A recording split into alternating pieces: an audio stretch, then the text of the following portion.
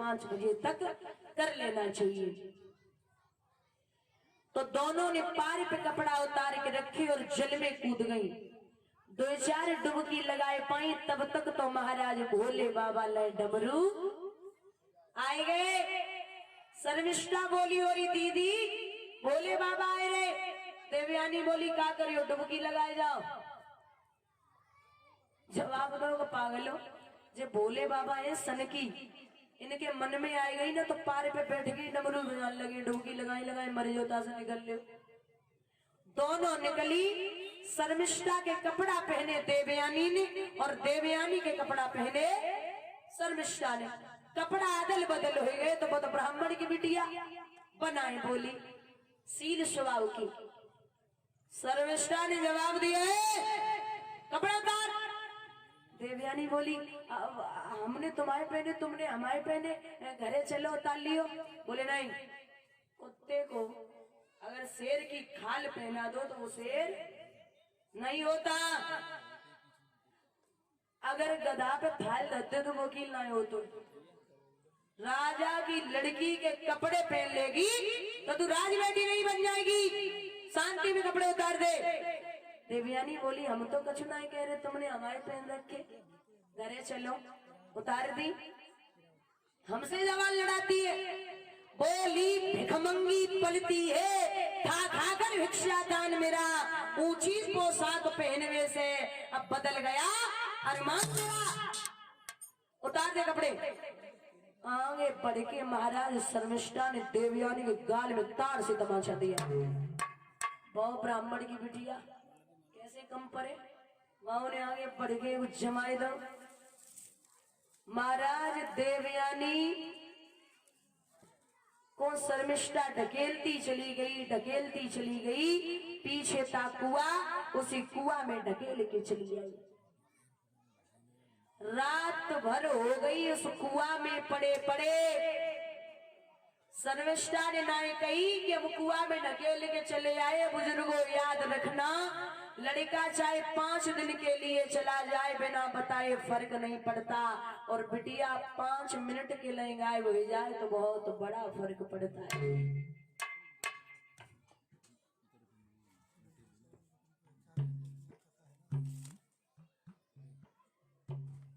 और ये हमारे परमशक्ति भैया नीलेश भैया जी रुकुनपुरा से आए हुए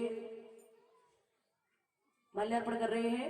इनके यहाँ पर 4 मई से पूजन है कथा का, तो सभा में सम्मानित किया। भगवान सुख और संपत्ति प्रदान करे, धन के भंडार गोविंद भरते रहे, यही अभिलाषा और आकांक्षा है। बोलिए कन्हैया लाल की। मेरे भैया, आज जब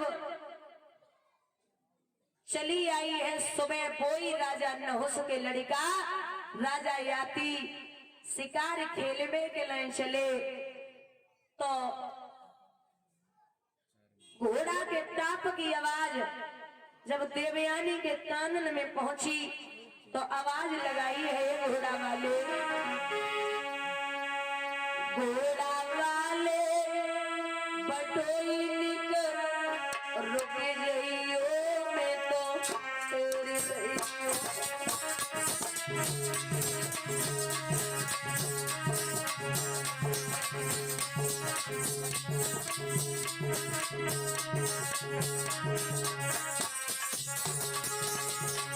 आवाज सुनी जब पामी भारी,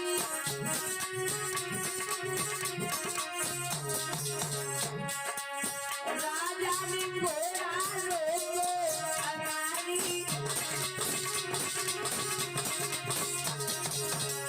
निकट हीरे से मोको समझियो, मैं तो तेरी रहियो।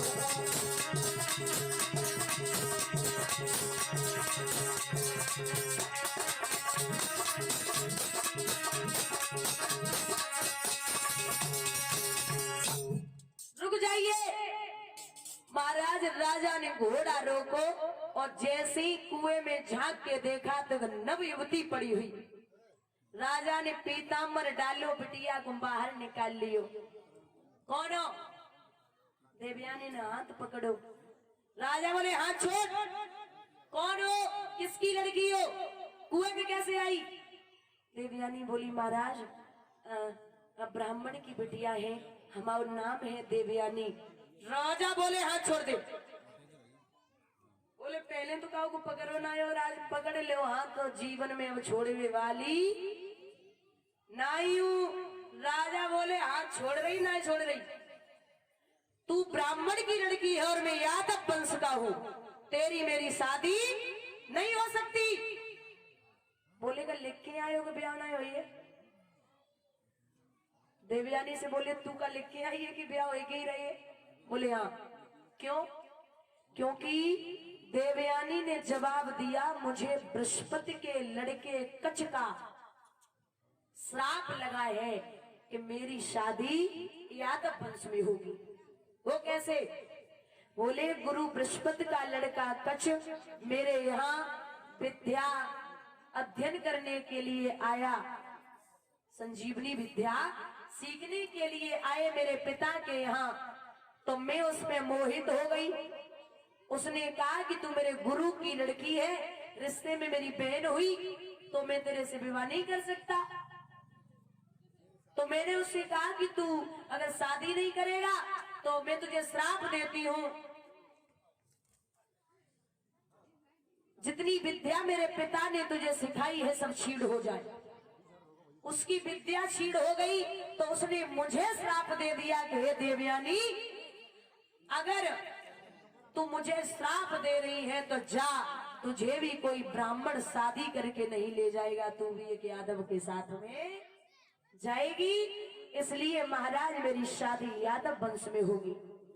राजा बोले हाथ छोड़ा, मैं निकलते। राजा तो चले आए, देवयानी घर पे पहुंची, शुक्राचार्य से कहा कि हे बाबुल, जिस राज्य में गुरु का अपमान होता हो उस राज्य में गुरु को एक मिनट नहीं रुकना चाहिए। बिटिया को हाथ पकड़ो है शुक्राचार्य लेके चले, और जब लेके चले हैं तो बृहस्पतिवा ने रोका, हे महाराज क्यों जा रहे हो?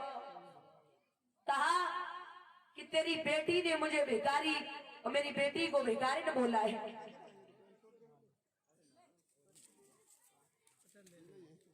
और ये